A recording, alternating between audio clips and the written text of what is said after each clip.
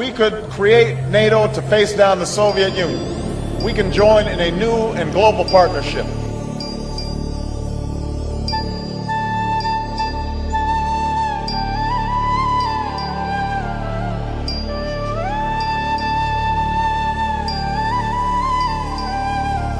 I have therefore decided to raise the level of influenza pandemic alert from phase 5 to phase 6.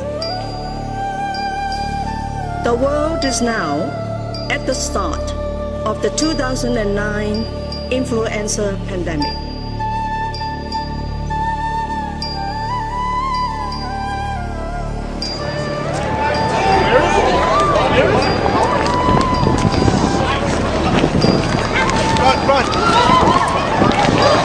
Oh my God. Oh, yeah.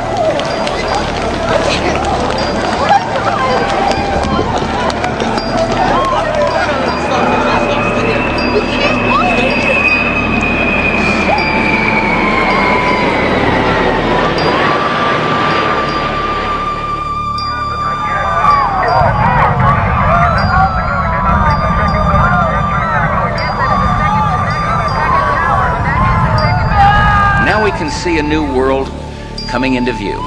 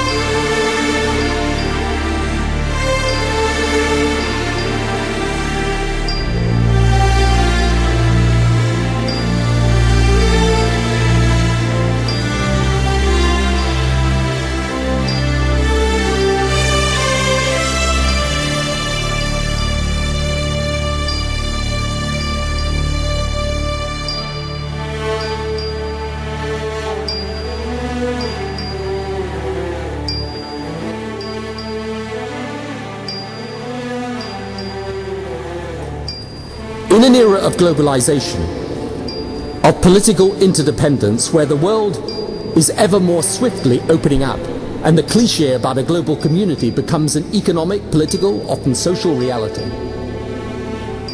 In this new world,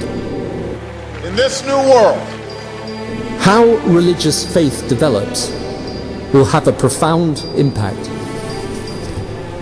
The forces shaping this world at this moment are so strong, and they all tend in one direction.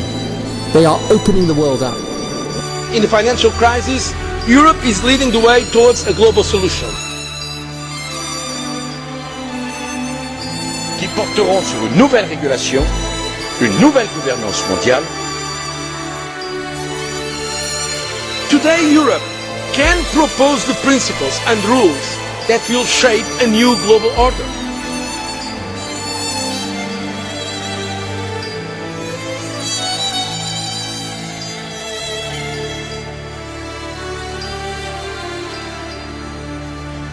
A world where the United Nations, freed from Cold War stalemate, is poised to fulfill the historic vision of its founders. A new world is emerging. It is a new world order with significantly different and radically new challenges for the future. If We could create NATO to face down the Soviet Union. We can join in a new and global partnership.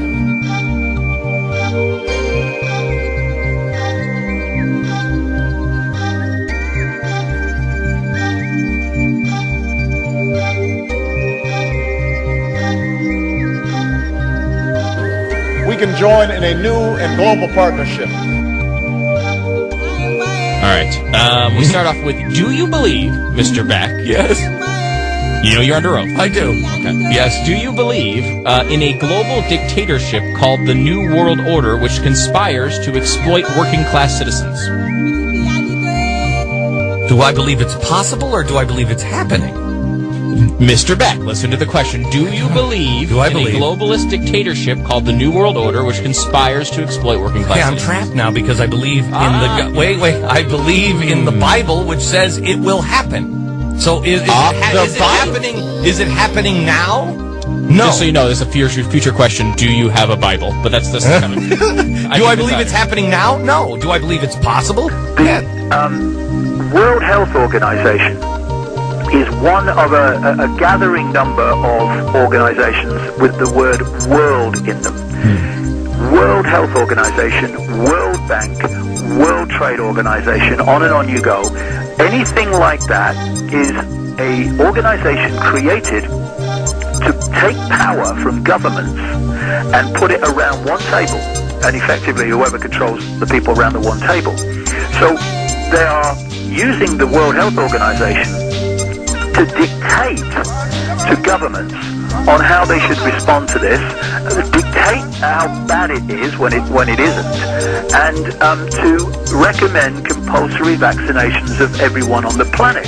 And they've very craftily passed legislation, I think it was in 2005, that gives the World Health Organization powers when it has called a pandemic emergency, not just to recommend to its member countries what they do, but to tell them, to have the recommendations made mandatory. And so you put all this together, the mass vaccination and the propaganda and the panic and all the rest of it, and it's clear to anybody with a mind on active duty that this has been created for one reason: to get access to every single human body on the planet. And they don't want that for reasons that are beneficial to us.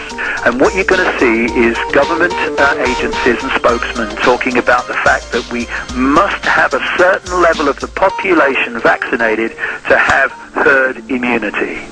And so anyone that is refusing is putting the rest of the community at risk because they're stopping the herd immunity. Actually, they're stopping the herd mentality, but that's what they'll be saying. And what that will be designed to do is to turn those who have had it without question against those that are refusing.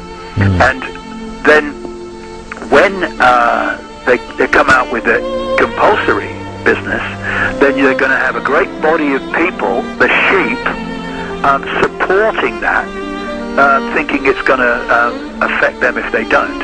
And this is why it is so important for more and more people to understand what's going on and to refuse. It's because those who refuse are going to be targeted by those who, sheep-like, just put their arm out and have it. We cannot continue to rely only on our military in order to achieve the national security objectives that we've set. We've got to have a civilian national security force that's just as powerful, just as strong, just as well-funded. It is a big idea, a new world order, where diverse nations are drawn together in common cause.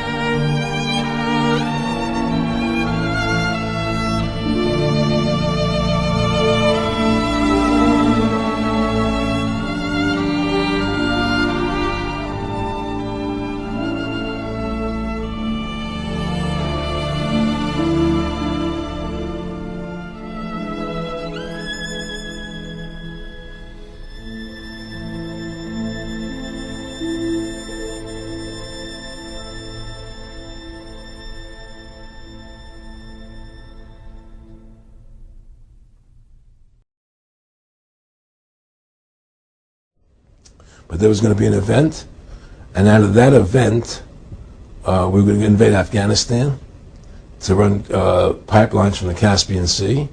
We were going to invade Iraq, to take over the oil fields, establish a base in the Middle East, and make it all part of the New World Order. And we go after Chavez in Venezuela. Is the United States prompting a confrontation in South America? Venezuelan President Hugo Chavez thinks so and has told his military to be, quote, ready for combat.